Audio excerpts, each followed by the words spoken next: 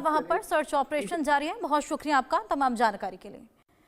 आगे बढ़ेंगे। ट्रंप और जेलेंस्की के बीच विवाद ने अब वैश्विक राजनीति को एक नई दिशा दे दी है।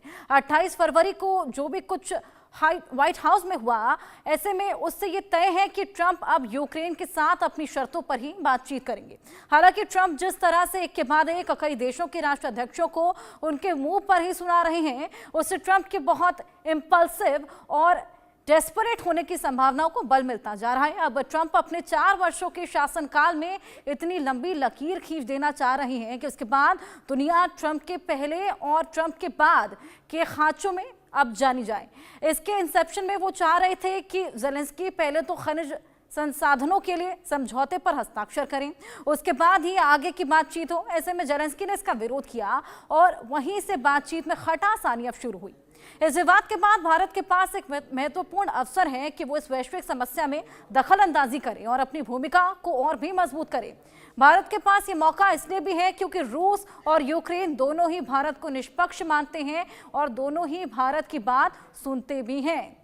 तो ये बेहद बड़ी बातचीत, दोनों ही अब भारत की सुनते भी हैं, ऐसे में निष्पक्ष भी दोनों ही भारत को मानते हैं। यूक्रेन और अमेरिका दोनों ही भारत को निष्पक्ष मानते हैं और भारत के हस्तक्षेप की मांग भी यहां पर लगातार की जा रही है। और जिस तरीके से ट्रंप और जेलेंस्की के बीच जो विवाद है, उसने वैश्विक राजनीति को एक नई दिशा दे दी है।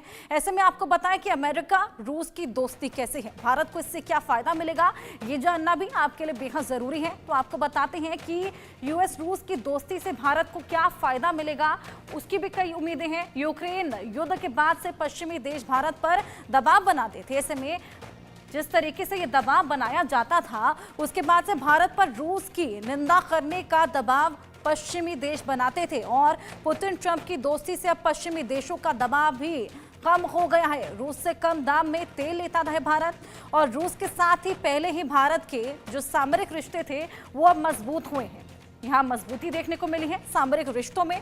और इसके अलावा आपको बताएं कि भारत ने यूक्रेन युद्ध के बाद से रूस की सार्वजनिक तौर पर निंदा नहीं की और भारत ने जरूर कहा कि युद्ध यूएन चार्टर का उल्लंघन है। ऐसे में भारत की नीति रही है कि रूस यूक्रेन के युद्ध में किसी का भी पक्ष ना ले, न्यूट्रल रहे। तो ये पक्ष ना लेना, यहाँ हस्तक्षेप करने की मांग लगातार उठ रही है। रूस यूक्रेन के जो युद्ध है उसमें फिलहाल भारत ने अपनी कोई भी टिप्पणी नहीं दी है।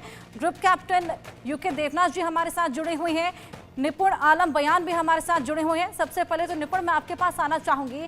जिस तरीके से भारत हमेशा से रूस और यूक्रेन के युद्ध को लेकर न्यूट्रल रहा है, अब हस्तक्षेप की मांग यहाँ पर लगातार की जा रही है।